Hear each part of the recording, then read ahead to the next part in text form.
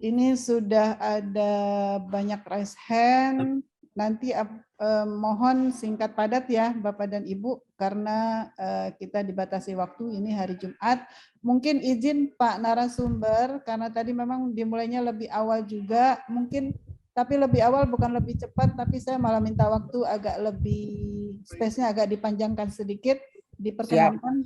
Ya, Ya, karena banyak. Bu Nadra, kalau Ya. bisa gini, jangan ditampung ya, satu pertanyaan ya saya jawab dulu, satu pertanyaan saya jawab dulu, jangan Baik. mendingan biar maksudnya biar pemahaman lebih jelas, tuntas, tidak ada yang tertinggal. Siap, baik. Berarti kita satu per satu. Ya. Saya mulai dulu dari Bu Husna Payakumbu. Silakan Ibu untuk mengajukan pertanyaan singkat padat ya Bu. Jadi supaya yang bagian juga yang lain kebagian untuk bertanya. Silakan Bu Husna.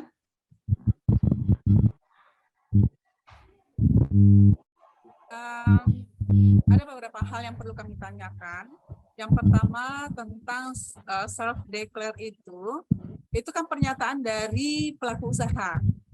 Nah, kemudian sementara misal Pak Warung Padang, itu kan berbagai macam menu yang disediakan, apakah itu juga bisa kita fasilitasi dengan sistem self-declare ini atau bagaimana? Itu yang pertama.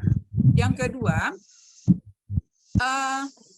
menyangkut peninjauan masalah kesehatan, higienis segala macam, apakah cukup dengan PPH saja?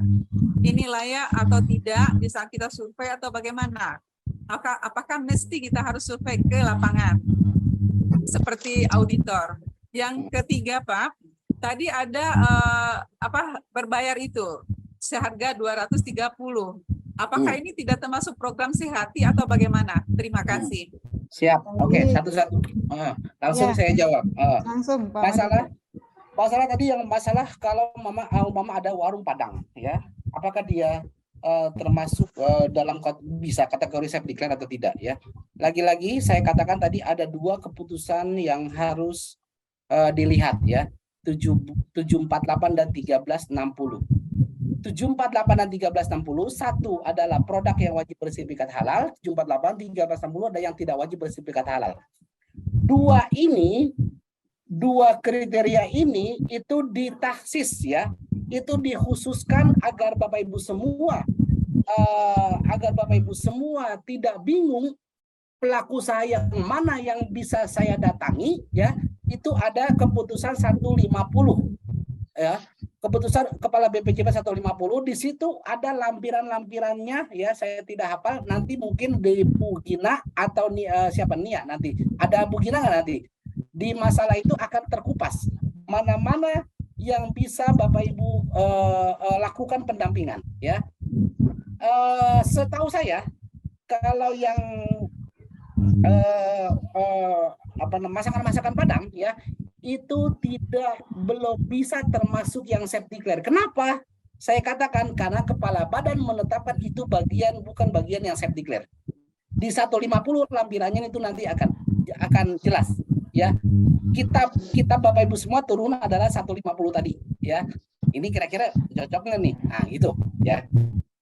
Yang kedua adalah mengenai higienitas, ya. Higienitas ini apakah diwajibkan atau tidak?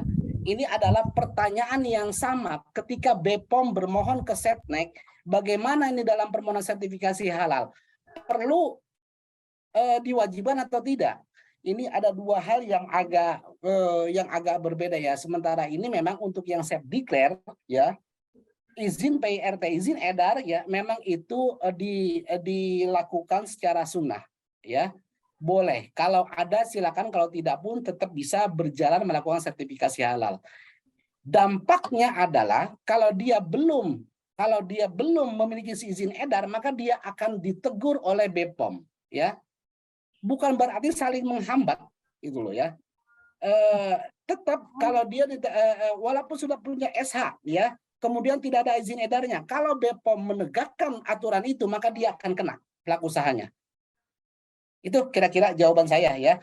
Sementara ini memang itu dilepas ya untuk self declare gitu. Tapi bukan berarti tidak kenceng ya, biarpun juga nanti akan kenceng. Dalam ketika dia beredar bisa jadi ya.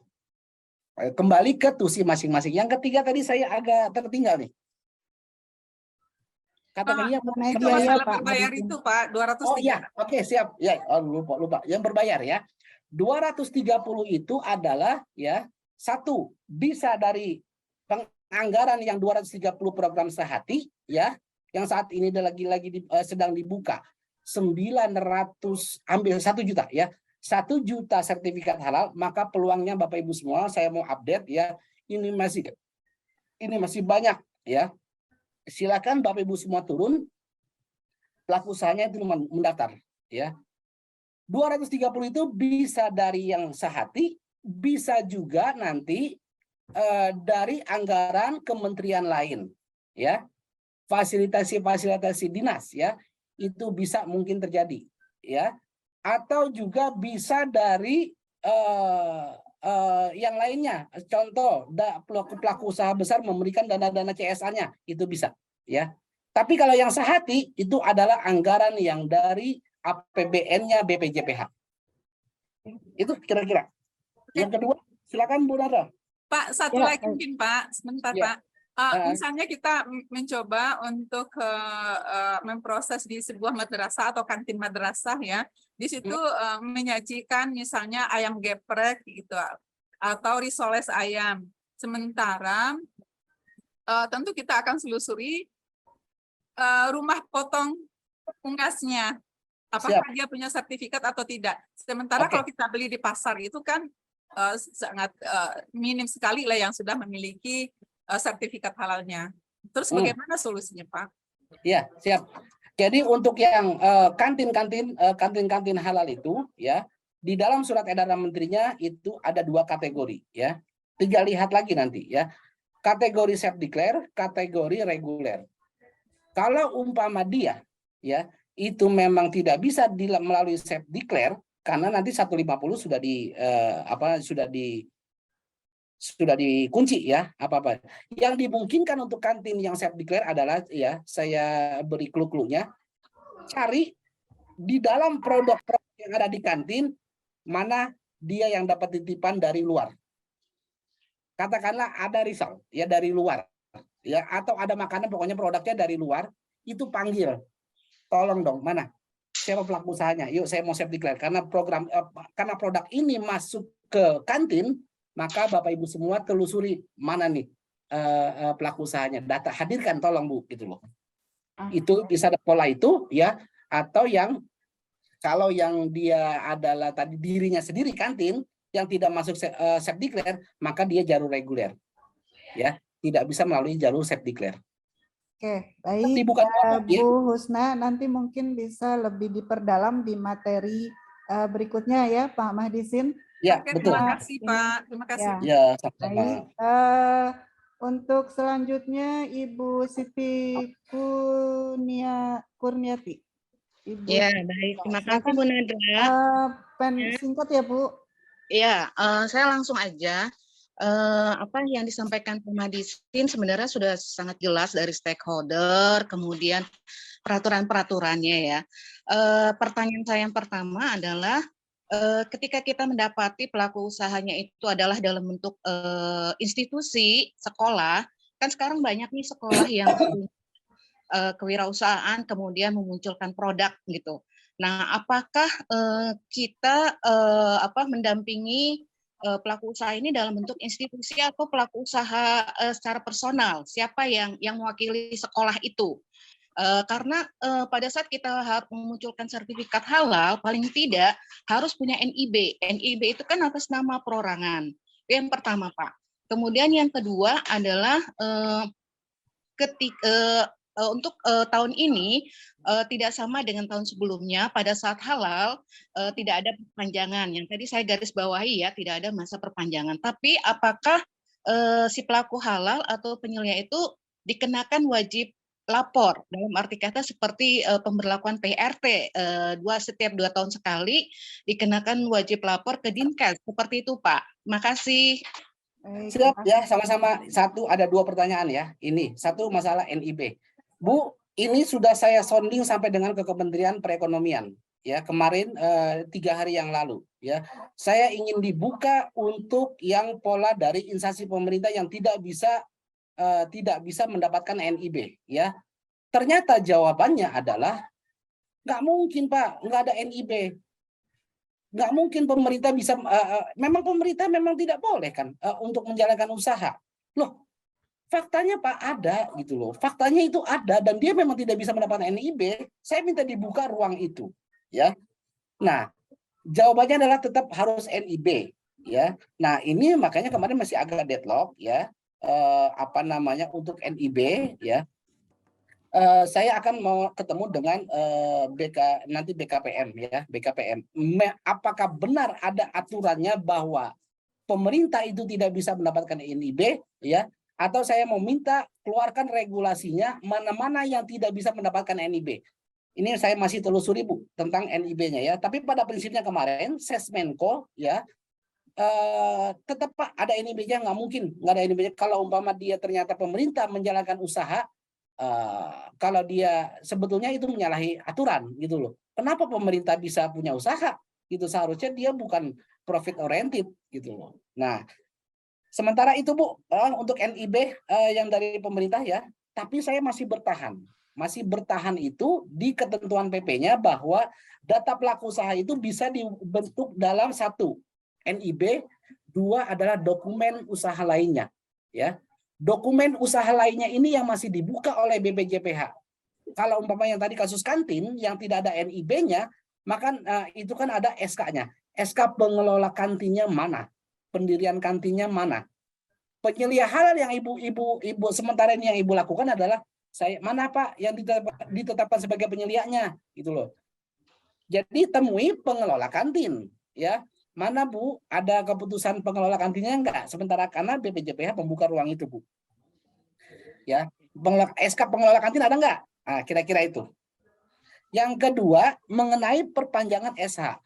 Kalau sudah berlaku perpanjangan sertifikat, tidak ada lagi perpanjangan sertifikat, terus bagaimana nasib kami gitu loh. Pendamping BPJPH ngapain? Kan ibaratnya begitu ya. Baik ya. Saya akan konstruksikan memang nanti di perubahan PP ini juga bukan hanya dikeluhkan oleh pendamping ya, tapi juga oleh auditor halal ya, oleh LPH ya. Kita memang sedang ada pemikiran ke arah sana dalam perubahan PP-nya. Termasuk kemarin 3 hari yang lalu bicara dari Setwapres ya, staf ahli di Setwapres, jangan dimatikan LPH dan auditornya ya dengan adanya norma seumur hidup ya. Usaha peluang kerja tetap harus berjalan. Nah, ini mudah-mudahan Bu, tetap kita sedang mengkonstruksikan bagaimana normanya ya. Doakan bisa tembus. Oke, baik. Mudah-mudahan ini ya memuaskan Ibu. Untuk lebih detail nanti di materi berikut akan ada juga membahas hal ini gitu ya. Lanjut ke penanya ketiga Pak Faisal Fikri. Silakan Pak. Pak Faisal. Ya, silakan. Dengaran Bu. Ya. Dengaran Bu ya. Oke. Iya ini saya banyak kenal dengan pedagang ayam potong Bu ya. Halo? Lanjut ya, Pak. Jadi yang ayam itu kan ada 2 tuh yang saya ini. Jadi ada ayam ayam kampung ya, ayam kampung sama bebek, dan ada ayam yang namanya ayam negeri Bu. Udah saya ingatkan Bu berkali-kali kan, Pak, cobalah bikin sertifikat halalnya, mudah kok syaratnya. Nah, kebanyakan mereka itu nggak tertarik gitu ya untuk ngurus sertifikat halal. Nah, terus ada juga katanya ada petugas entah dari mana katanya datang mendata kami katanya untuk bikin sertifikat halal, tapi tahu nggak ada kelanjutannya katanya gitu. Nah, menurut saya gini Pak, untuk ayam-ayam potong ini kan mungkin pedagang-pedagang besar juga Pak ya. Ya walaupun nggak menutup kalau ayam kampung ini kan pedagang kecil Pak, di sebelah situ selesai orang beli ya. Cuman itu mengingatkan mereka itu kayaknya untuk pemerintah itu Pak yang bertugas untuk mengingatkan mereka, karena ngeri sekarang Pak kalau beli ayam potong itu kan nutup mata aja Pak saya Pak, ini kayaknya nggak baca Bismillah nih Pak gitu. Nah itu barangkali itu pertanyaan singkat saya Pak. Ya. Terima kasih. Baik, terima kasih Pak Faisal. Baik ya. Ini Bapak dari ini ya, apa? Palembang. Palembang. Pak Faisal di rumah potong hewan, di rumah potong unggas? Enggak, saya ada usaha ayam bakar gitu ya. Oh iya. Siap. Ini yang jadi hambatan implementasi ya dalam sertifikasi halal terkait untuk mendapatkan daging yang bersertifikat halal. Masih kita meminta Kementerian Perekonomian. Memang ada dua hal yang agak berbeda ya. Satu adalah nomenklatur rumah potong hewan. Dua adalah tempat potong, rumah dan tempat ya. Tempat potong-potong hewan yang ada di pasar-pasar pojok-pojok pasar ya. Yang kedua adalah rumah potong hewan yang nanti akan ada izinnya. Sementara ini kita mau sertifikasi hal yang tempat potong hewan, tempat potong unggas yang ada di pojok-pojok pasar itu masih terkendala dengan peraturan Kementerian di Pertanian. Karena speknya nomenklatur tempat potong hewan itu tidak ada, yang ada rumah potong hewan. Ketika tempat potong hewan yang saat ini ada mau dijadikan rumah potong hewan, ini persyaratannya masih terlalu berat sehingga mereka belum bisa dikategorikan rumah potong hewan. Apalagi nomenklatur tempat ya, tempat potong unggasnya. Itu dia belum bisa ada nomenklatur itu. Ya, sehingga BPJPH mau turun melakukan sertifikasi terkendala oleh ketentuan dari Kementerian Pertanian. Ini yang sedang kita mintakan penegasan di dalam perubahan PP ya. Bahwa ayo dong, saya boleh turun dong yang pasar-pasar ini dong gitu, jangan saklek ada sarpras, ada persyaratan sarpras yang terlalu tinggi gitu loh ya. Sarana prasarana kan persyaratannya kalau kita buah si malakapalnya, dilemanya bagi BPJPH, kita lakukan sertifikasi halal tempat potong hewan ini disalahkan secara aturannya Kementan. Loh kok ente turun, ini kan belum sesuai dengan speknya. Nah, itu buah si malakapanya ya. Masih menunggu Pak, ini memang yang sangat kita kejar banget, kita impikan banget kita bisa melakukan sertifikasi halal untuk tempat potong unggas ya, yang di pasar-pasar ya. Masih menunggu Pak, mudah-mudahan nanti di perubahan PP ini kan saya kejar ini kalau bisa memang pemerintah harapannya ini Maret sudah bisa terbit gitu loh ya. Mudah-mudahan bisa terselesaikan permasalahan yang rumah potong hewan unggas ini ya. Baik. Oke ya. Gitu loh. Baik. Semoga ya Pak harapannya tercapai gitu ya. Pak Madi ini sudah berupaya sedemikian rupa untuk percepatan menerbitkan regulasi-regulasi yang memang perlu ya, penting gitu. Baik, lanjut ke Pak Rivaldi Setiawan, namun saya mengingatkan ya kepada Bapak Ibu yang bertanya untuk tidak mengulang pertanyaan yang memang sudah dipertanyakan sebelumnya. Silakan Pak Rivaldi.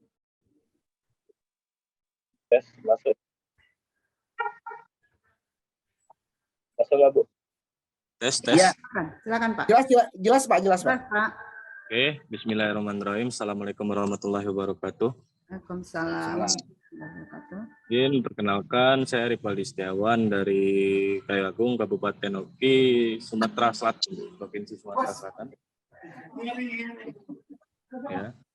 Izin Bu, saya juga pernah UMKM juga Bu. Saya ada usaha rumahan juga waktu itu kan, pada saat mengurus sertifikat halal Bu.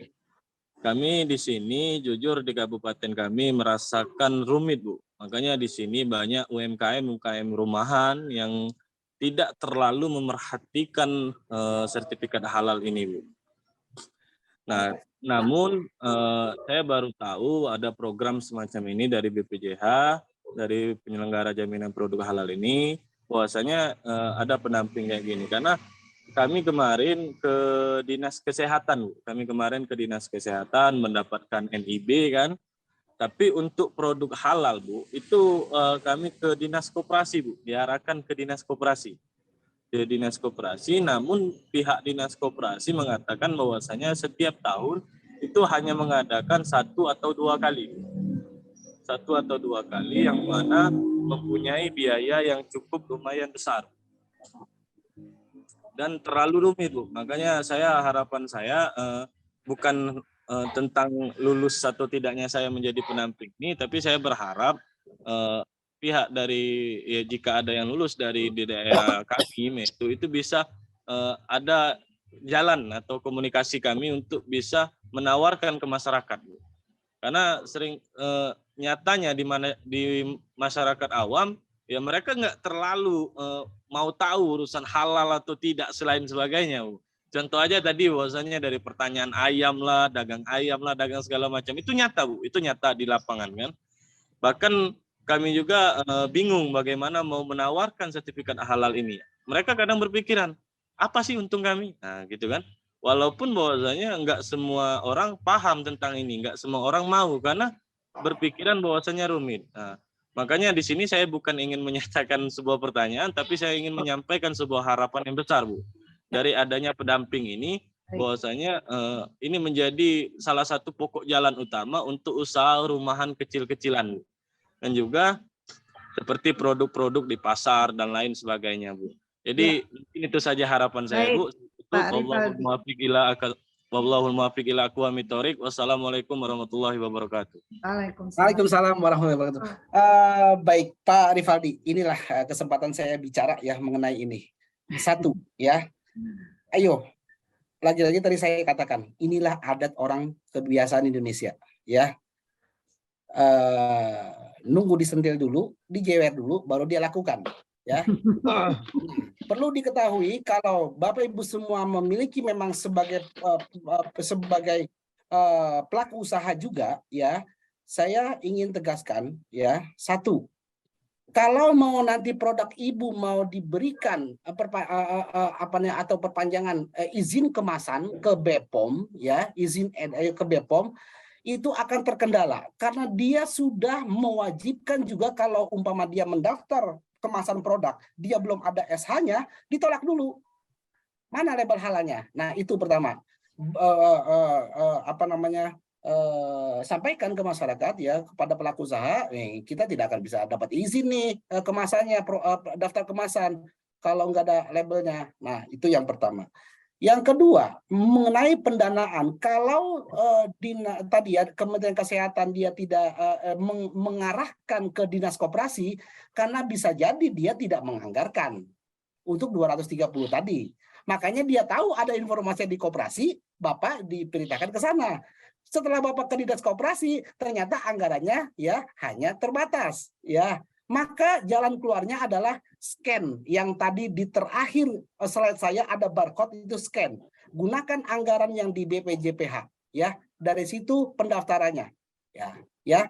Sangat bermanfaat yang tadi ya, scan cara pendaftaran itu melalui ya. Lihat saja IG-nya Halal Indonesia ya. Di situ sudah ada program Sehati bagaimana. Program Sehati itu anggarannya bukan dari Dinas Koperasi ya, atau dari kementerian lain. Itu yang punya BPJPH sendiri. Masih banyak Pak, 1 juta ini. 1 juta target 1 tahun ini ya, itu masih banyak. Silakan mendaftar. Ya, itu. Tidak ada kata rumit ya.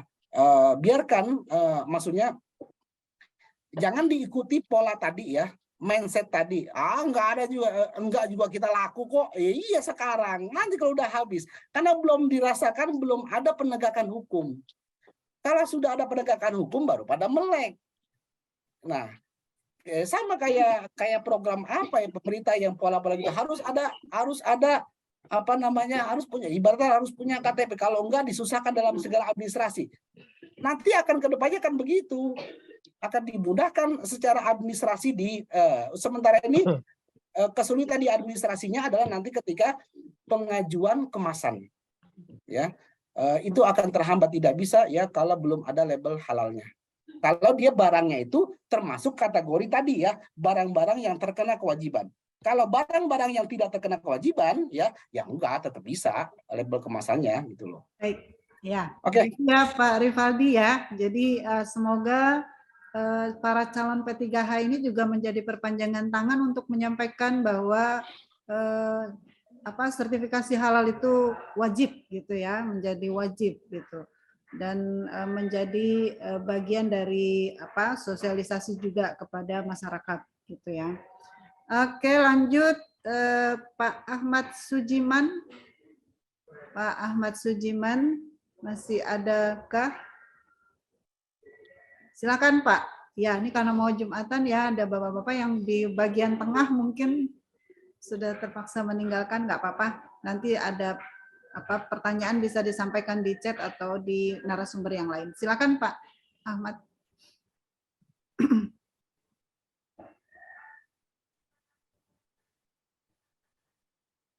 Masih di mute, Pak.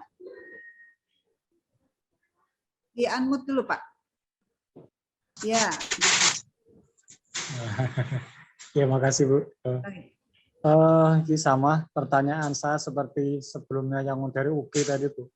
Permasalahan UMKM di kampung itu kan usaha kecil itu ya, susah sekali untuk diarahkan mengenai produk-produk yang halal. Jadi ini mohon arahnya untuk bisa ada pendamping-pendamping dari ini agar kesadaran masyarakat itu biar pentingnya bahwa produk saya ini benar-benar halal dan diminati oleh masyarakat Indonesia.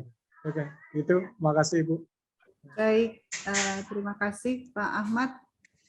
Pak Ahmad, ya inilah harapan kita di pemerintah ya, maupun para pendamping lah, para auditor lah. Ayo dong, agar saya tidak susah-susah ya. Bagaimana pemerintah membantu juga menyadarkan pelaku usahanya dong. Nah, kira-kira begitu.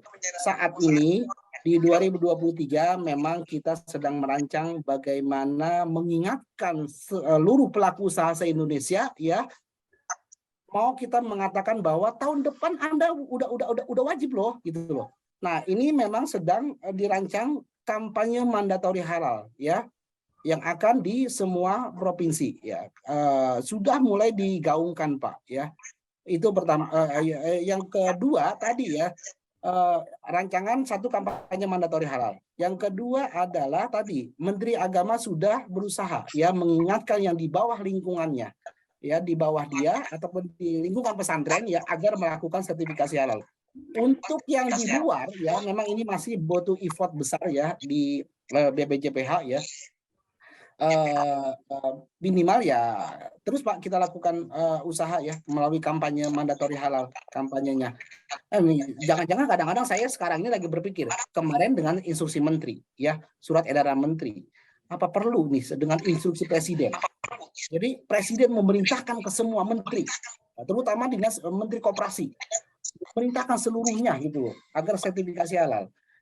Jadi saya lagi berpikir bagaimana keluarnya nih instruksi menteri, instruksi presiden sekalian nih. Mungkin ya. Perlu Pak Madisin karena ini mandatori ya. Iya sih, iya siap. Sedang kita pikirkan lah ke arah situ nih. Baik, Pak Ahmad, cukup. Masih ada dua penanya terima kasih. ya. Iya baik Pak. Masih ada dua penanya ya Pak Madisin. Jadi ada Bu Nirwana. Silakan Bu Nirwana, singkat padat ya. Silakan. Ya, terima kasih atas kesempatannya. Assalamualaikum warahmatullahi wabarakatuh. Waalaikumsalam. Saya Nirwana Ningsi dari Sulawesi Selatan. Ya, mungkin langsung saja Pak, Bu. Tahun lalu akhir bulan itu saya mengikuti pelatihan yang diadakan oleh UMKM Koperasi di Kabupaten Bulukumba. Terus salah satu pematerinya itu menyatakan bahwasanya di tahun 2023 itu semua pelaku UMKM itu akan dikeluarkan sertifikat halal secara gratis. Okay. Ya, terus yang jadi pertanyaannya kan kebetulan juga saya mempunyai usaha kecil-kecilan. Bisa saya disebut sebagai kedai Pak, kedai yang di pinggir jalan itu. Terus apakah tapi di kedai saya itu memiliki juga beberapa menu makanan dan minuman. Oke. Apakah itu juga termasuk apakah bisa juga didaftarkan sebagai didaftar agar bisa mendapat sertifikat halal Pak? Ya. Oke. Baik ya. Satu yang saya ingin jelaskan bicara mengenai sertifikasi halal gratis di 2023. Sebetulnya Mbak Nirwana ya, itu sertifikasi halal gratis itu sejak 2000 kemarin juga iya sudah gratis. Itu loh. Gratis dalam artian gini loh. Pendananya sudah kita siapkan. Silakan mendaftar gitu loh. Silakan mendaftar. Kita juga jangan tunggu 2023 apakah ada? Ya, tadi saya katakan saat ini itu kurang lebih 200 miliaran kali ya untuk se-Indonesia. Itu sudah kita siapkan dengan menggunakan anggaran Sehati tadi ya. Kesempatan ini ayo gunakan itu loh. 2023 ada. Apakah ada? Ya ada. Itu yang tadi saya katakan program Sehati ya. Kemudian apakah saya termasuk dalam kategori safety clear? Kembali lagi nanti dalam materi yang selanjutnya nanti Bu Gina kali ya. Apakah kedai itu termasuk ya? Kita lihat nanti dikupas di yang 150 ya, keputusan 150 kriteria produk yang bisa mendapatkan gratis ya, yang bisa produk apa yang bisa dapatkan gratis. Nah, itu maksudnya ya. Nah, nanti yang selanjutnya, materi di selanjutnya ya. Sedikit lagi Pak. Berarti kalau misal kedai termasuk dalam bisa mendapat sertifikat gratis, apakah semua produknya atau salah satu produknya saja yang bisa dikategorikan Pak sertifikat gratis? Plus juga nanti ya berapa persyaratan produknya nanti akan dijelaskan, termasuk itu. Saya lupa ya, itu bagian teknis saya agak hafal berapa batasannya ya nanti. Ya. Nanti ada bidangnya sendiri ya Bu Nirwana. Nanti ini tanyakan lagi dengan ini. Kalau Pak Madisin nggak hafal itu jenis-jenis produk. Wah iya, kalau yang terlalu teknis saya kurang. Tapi itu benar saya ingin sampaikan ya. Kalau di antara ini sekarang peserta ada 95, di antara 95 ada yang memiliki usaha ya, yang harus diingat adalah kalau mau melakukan pendampingan jangan di usahanya sendiri ya, nggak boleh ya, harus saling cross ya. Si A ya mendampingi, contoh saya pelaku usaha, saya sebagai pendamping juga yang saat ini lulus, jangan ibu Bapak Ibu melakukan pendampingan ke dirinya sendiri, nggak boleh ya. Itu harus di cross check, di cross ya. Gitu. Yang kedua ya, pesan saya pendamping kalau sudah lulus ya jangan sampai nggak kerja selama 2 tahun. Kalau 2 tahun nggak kerja ya, karena itu akan dihapus ya. Satu akan dihapus, nomor SIM-nya akan dicabut. Kenapa kalau nggak dicabut? Rugi pelaku usaha yang saat ini adalah ya komplainan pelaku usaha semua yang mendaftar, saya sudah milih pendamping tapi kok nggak turun-turun gitu loh. Ternyata di track recordnya, di tracking datanya ya ternyata pendamping itu memang agak pernah turun. Jadi jangan pernah mengambangkan pelaku usaha, kasihan. Ini yang sedang kita benahi. Kalau sudah 2 tahun berturut dicabut. Atau dia nanti keluar kebijakannya kalau dalam 5 bulan ya tidak turun menemui pelaku usaha, dicabut belum, tapi disuspend, tidak bisa dipilih oleh pelaku usaha. Ya, itu. Baik, Pak Madisin ini masih ada 3 penanya ya, dan lanjut, maaf saya close ya, untuk yang lain nanti bisa di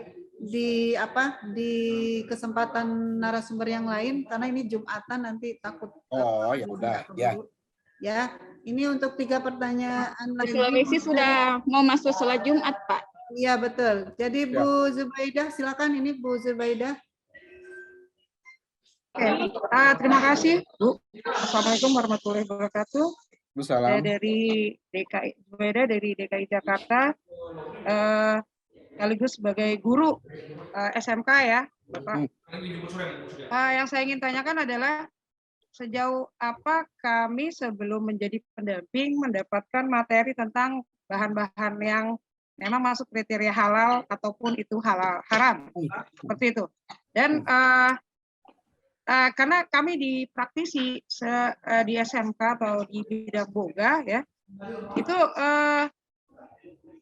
bahan-bahan yang mungkin sedikit kehalalannya kami sedikit curigai itu di bidang pastry bakery. Nah, saya lihat kan di sini materi untuk mengetahui tentang bahan-bahan cuma maksud saya gini, dalam beberapa hari ini apakah kami bisa mendapatkan pengetahuan tentang bahan-bahan yang masuk kategori halal atau haram sebelum kami menjadi seorang pendamping proses produk halal seperti itu.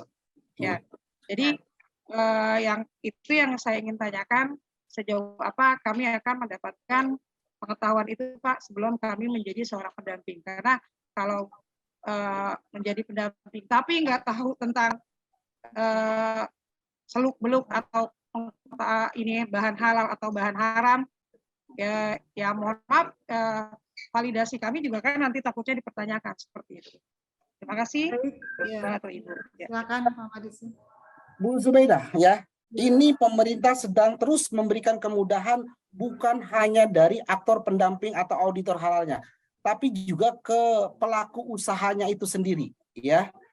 Jadi sudah kita kategorikan ketika dia bermohon sertifikasi halal melalui sistem si halal, ya, itu sudah terrecord ya mana-mana bahan-bahan yang dikecualikan dari kewajiban sertifikat halal ataupun yang termasuk dia terkena kewajiban sertifikat halal.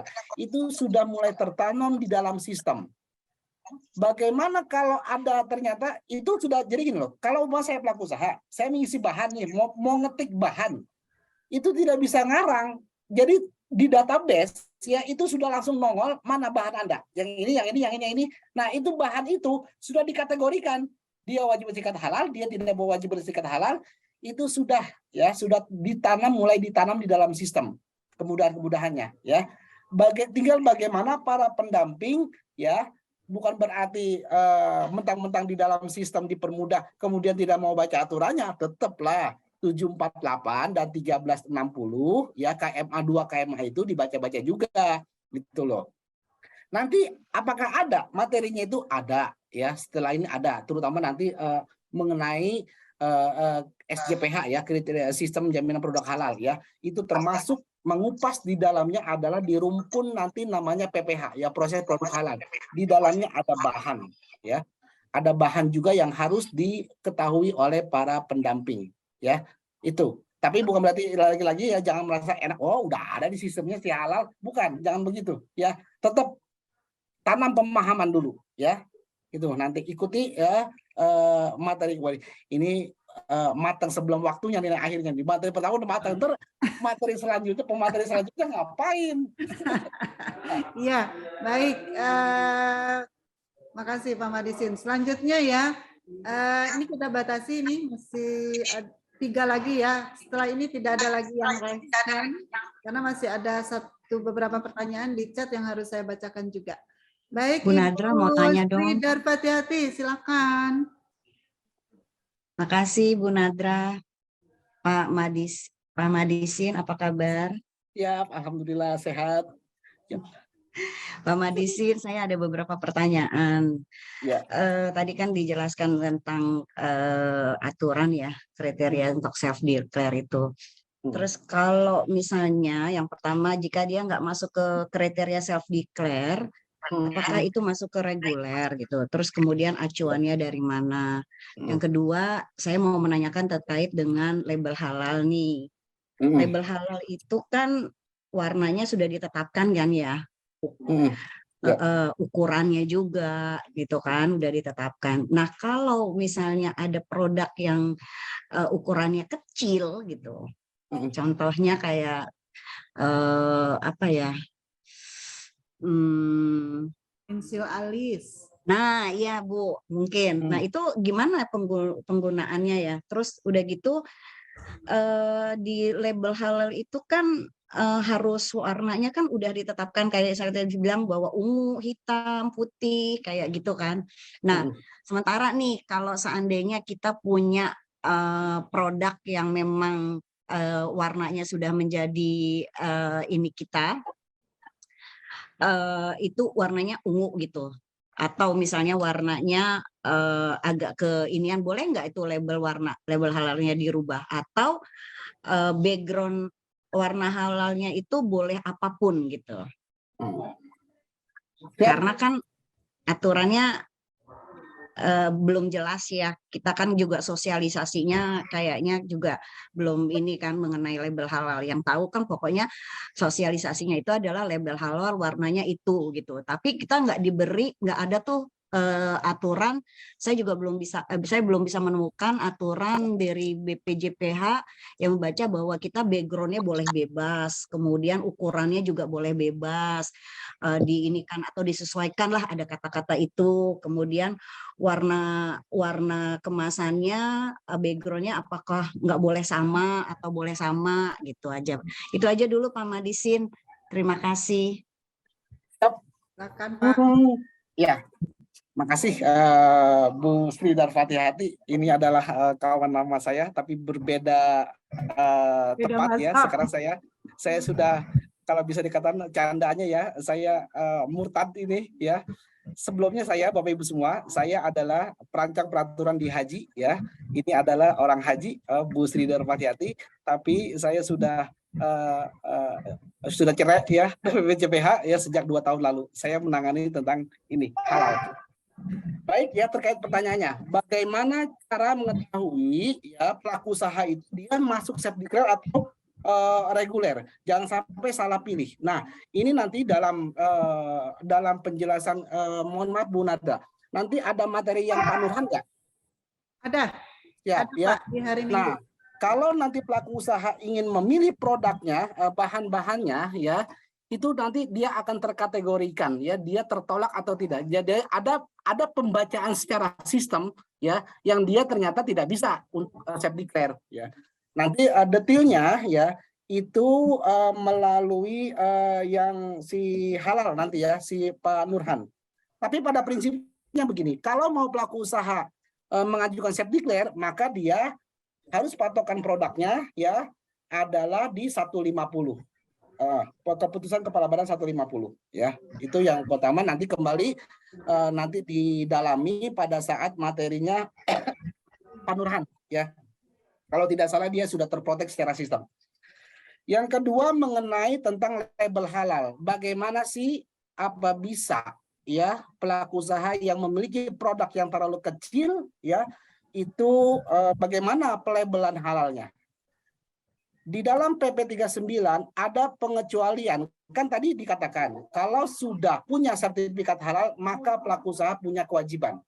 Tapi kewajiban itu boleh tidak dilakukan ya, kewajiban pencatatan label halal boleh tidak dilakukan apabila ya satu, dia produknya terlalu kecil ya. Dua, ya memang produknya tidak bisa gitu diberikan label seperti apa ya menurut saya yang tidak dikemas lah, yang pembelian langsung gitu loh, pembelian langsung ke customer kayak beras aja juga gitu loh, kan itu langsung diliterin gitu loh, masa ya dilabelin di mana? Nah itu enggak perlu yang begitu pengecualiannya ya. Produk yang terlalu kecil ya ataupun sulit memang ditempelkan label ya tanpa kemasan ya, itu memang dikecualikan. Dia bukti dokumen hukumnya cukup dia punya sertifikat halal tok ya, tidak wajib. Pertanyaannya, kalau terlalu kecil bagaimana kalau dia mau memaksakan tapi tidak sesuai ukuran? Di dalam konstruksi penjatuhan sanksi ya mengenai ukuran itu tidak dijadikan tidak ada dasar hukum pemerintah dapat memberikan sanksi terhadap ya pelaku usaha yang memiliki produk terlalu kecil tapi dia paksakan untuk mencantumkan label, itu tidak ada ya. Dalam artian begini, kalau memang tidak ada, bagaimana kalau pelaku usaha? Ya udah silakan saja, silakan cantumkan label halal terhadap produk yang kecil, walaupun itu sudah dikecualikan, tetap maksa silakan. Kalau itu ya, dianggap dengan itu ya tetap Pak, kayak kemarin ya ada pensil alis ya. Pensil pokoknya yang berbau begitu kecil lah ya, yang alat kosmetik perempuan lah, terlalu kecil tapi dia enggak Pak, saya tetap mau cantumkan, silahkan ya. Apakah disalahkan? Tidak ada konstruksi sanksi ya, walaupun lebih kecil ya silakan. Bagaimana kalau bicara mengenai warna? Warna tetap ya, pemerintah masih bertahan pada hitam, ungu, hitam, ungu, putih. 3 itu saja yang diizinkan ya. Itulah yang akan menandakan identitas halal Indonesia, label halal Indonesia hanya 3 warna, tidak ada yang lain ya. Bagaimana backgroundnya ya? backgroundnya itu memang menyesuaikan. Kalau background kemasannya putih, ya masa iya dia mau masakan putih, itu loh. Kalau umpama backgroundnya, pokoknya Pak ya Madisin, mana yang pas. Terus kemudian ada lagi pertanyaan, ya. Maaf, kalau misalnya backgroundnya itu udah paten, sebelum kan kita punya kemasan nih, warnanya ungu. Sementara labelnya itu kan ungu, hitam, dan putih.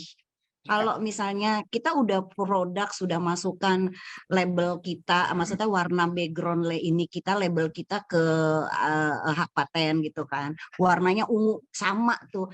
Kalau itu ditaruh kita taruhkan label halal, kan warnanya jadinya nggak kelihatan label halalnya gitu. Nah itu apakah diperbolehkan? Atau harus kita yang sudah punya hak paten label, warna background, harus kita yang merubah gitu loh. Itu. Ada Nah, terus tiga sebetulnya.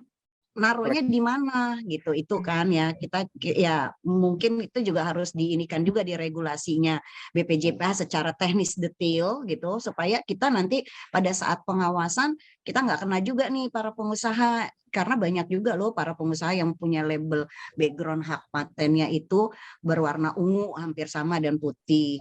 Terus kayak tukang-tukang gorengan gado-gado, dia mau naruh di mana labelnya gitu. Izin Pak Madisin, sorry, mungkin saran ada yang secara detail teknis menjabarkan itu semua gitu Pak. Makasih. Baik, pada prinsipnya ya 3 warna itu sudah mempertimbangkan ya kemasan-kemasan yang seperti apa, analisis backgroundnya itu sudah dianalisis banyak ya, masuk sebetulnya ya. Putih hitam, apalagi putih ketika kemasannya yang agak gelap ya, hitam bisa masuk ya. Yang kemasannya agak terang, dibalik kemasannya agak terang, maka ungu ya, ungu atau putih itu lebih mendominasi, bisa terlihat ya. Terus bagaimana sih kalau mau apa ya yang tadi saya katakan nggak bisa ke sono kemari gitu loh. Tapi kalau pada prinsipnya gini, dasarnya tidak bisa, belum bisa ya itu mengubah 3 warna tadi ya. Yang ada memaksakan begini, yang memaksakan adalah dia tetap gunakan itu ya, contoh putih ya, tapi dia mau diberikan backgroundnya itu warna lain, tapi warna lain juga di kemasannya itu, kemasan belakangnya warna lain ya, kemasan aslinya warna lain. Dia mau timpah itu ya, label itu dengan warna yang berbeda juga. Pesan saya hanya satu ketika ada pertanyaan itu adalah tetap gunakan putih, hitam atau ungu ya.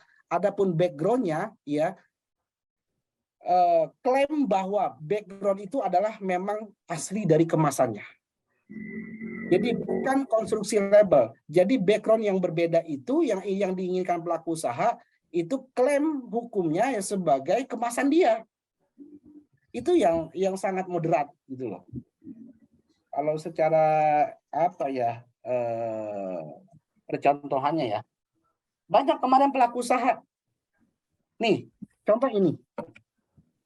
Warna ini adalah warna coklat. Ya, kalau umpama dia di sini bikin kreasi warnanya, dia mau ambil putih ya, tapi dia mau letakkan di belakang putih itu apa biru apa gitu loh. Saya katakan ini sebetulnya tidak bisa secara aturan. Putihnya saja yang kata-kata halal Indonesia itu boleh, tapi background birunya tidak bisa. Bagaimana untuk bisa dikatakan sah secara dokumen hukum? Ya dia harus klaim, maksudnya dia harus dia harus katakan bahwa yang biru adalah memang kemasan asli dia. Kemasannya adalah coklat dan biru. Jadi biru itu adalah memang dia dispesikan untuk meletakkan label tadi ya di situ. Itu Bu penjelasan saya Bu Sri. Ya, baik, mungkin nanti bisa kita perdalam lagi ya Bu Betty ya. Baik, tadi ada Ibu Kurniasi ya, sudah menghilang rupanya. Baik, ini ada Pak Hermawansyah. Silakan Pak, mungkin bisa disegerakan ya Pak, takut Jumatan.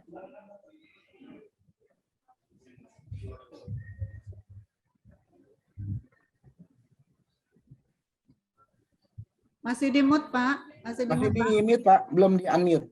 Di unmute dulu. Ya. Mau izin sholat dulu. Gimana? Oh, Iya, siap. jadi tidak ingin bertanya ya, Pak. Ya. Ya, baik. Terima kasih, Pak. Ya, baik Pak Madisin. Ibu Krismiati udah datang Ibu lagi. Krismiati, oke, baik. Kepental ya, Bu. Baik, silakan Ibu Krismiati. Ini Oke, pertanyaan. yang terakhir nih ya. sebelum sholat Jumat. Ya, sebelum Dengan sholat. dan antom tadi pasakono. Assalamualaikum warahmatullahi wabarakatuh. Terima kasih atas kesempatan yang diberikan. Bapak, saya mau nanya untuk kampanye halal ini bisa nggak ya kita izin sama orang kelurahan untuk membantu pendampingan hal ini gitu, Pak. Dan izin RT RW-nya gitu supaya ketika kita turun ke lapangan nggak ditanya nih tiba-tiba ini dari mana gitu, Pak. Terus yang kedua adalah apakah ada tim pendamping hal ini? Jadi ketika kita turun, kita nggak hanya sendiri turun ke lapangannya, apakah ada tim atau ten kota gitu. Terus yang ketiga, produk dari luar negeri apakah bisa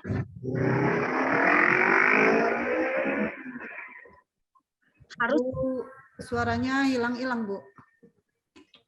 Suaranya hilang-hilang. Mungkin bisa dipersingkat ya. Yang kedua, nomor 2 tadi ya, nomor 2 aja. Yang kedua, pendamping ada tim pendamping halal. Teman turun ke lapangan atau harus sendiri aja. Dan yang boleh nggak halalnya dari luar negeri, Pak, bukan dari dalam negeri. Itu aja. Terima kasih. Oke ya, Bu Nadra, yang pertama untuk bisa masuk sosialisasi ke tingkat kecamatan sajalah ya. Satu, usul saya ya, walaupun masih bersifat non permanen ya, silakan para pendamping ya itu berhubungan ke kontak ke Satgas ya. Satgas Jaminan Produk Halal yang ada di Kanwil. Ada ketua Satgas, ada anggota, ada sekretaris ya. Paling tidak jalur komunikasi itu, Pak, saya ingin melakukan sosialisasi di kecamatan ini. Ayo Pak, bantu dampingi saya ya untuk melakukan sosialisasi ke pelaku usaha di daerah saya ya. Paling tidak nanti Satgas akan bersurat ke KUA kecamatan atau mana atau kelurahan ya, itu agar eksistensi Bapak Ibu semua diperkuat oleh Satgas di orang Kementerian Agamanya ya. Apalagi kalau nanti sebelum ke Satgas katakanlah kalau WI pusat ini ya, wanita Islam ini ada di Jakarta, maka sebaiknya WI pusat dulu berkoordinasi, jangan sampai anaknya turun maknya nggak tahu. Ya, jangan sampai ibu turun melakukan sosialisasi, emaknya nggak tahu ya.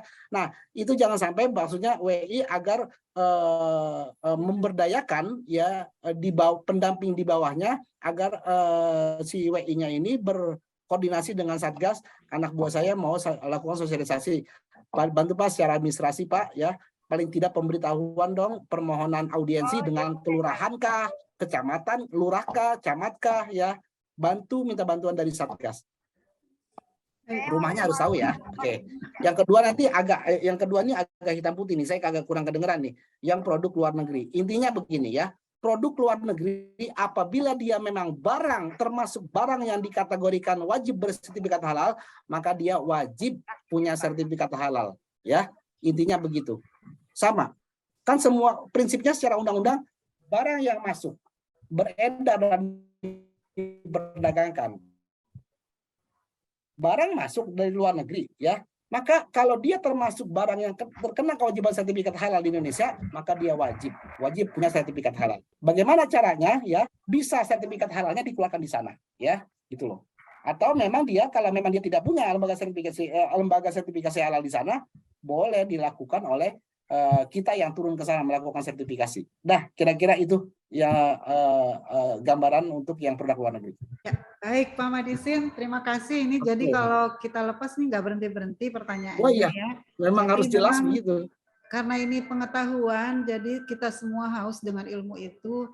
Tapi insya Allah materi nanti akan kita share sebagai pemahaman dan juga nanti dari narasumber yang lain akan kita dapatkan pemahaman-pemahaman ini gitu ya, insya Allah. Tapi ada satu nih Pak Madisin di chat, mungkin perlu juga dijelaskan sedikit saja karena menyangkut hal pengamanan, pengawasan ya. Jadi di chat dipertanyakan, terus peran polisi di sini apa gitu ya? Peran petugas keamanan di sini apa dalam hal sertifikasi halal? Monggo Pak Madisin singkat saja mungkin secara. Siap ya, sebetulnya banyak ya terjadi agak ini ya, agak di beberapa ada juga pelaku usaha sebetulnya penegakan hukum itu belum terlalu gencar dilaksanakan karena memang masih masuk dalam kategori jeda waktu yang belum diwajibkan. Wajib, benar-benar wajib itu kalau tahapan habis 2024 ya. Bagaimana kalau memang itu ada polisi yang datang ya, mohon juga nanti bisa mana Pak landasannya ya agar minta bantuan ke Satgas untuk menjelaskan bahwa ini belum termasuk dalam kategori penegakan hukum ya. Penegakan hukum nanti akan terjadi di 2024 karena masih dalam tahap sunnah, tahap pembinaan, tahap woro-woro ayo cepat sertifikasi halal gitu loh. Nah, 2024 itu baru dah tuh ya penegakan hukum turun, polisi turun juga resah. Anda belum punya sertifikatnya nih, saya tarik nih barang nih. Itu boleh akhirnya. Karena udah masuk kewajibannya. Tapi kalau saat ini kalau dia datang tapi dalam rangka pembinaan itu beda. Polisi, Bu, ini kok belum sertifikat halal sih Bapak gitu loh. Kenapa belum ini? Ayo dong sertifikasi halal, jangan sampai nanti lah. Kecuali begitu. Turun dalam rangka pembinaan itu masih boleh. Kalau turun untuk penegakan itu yang belum.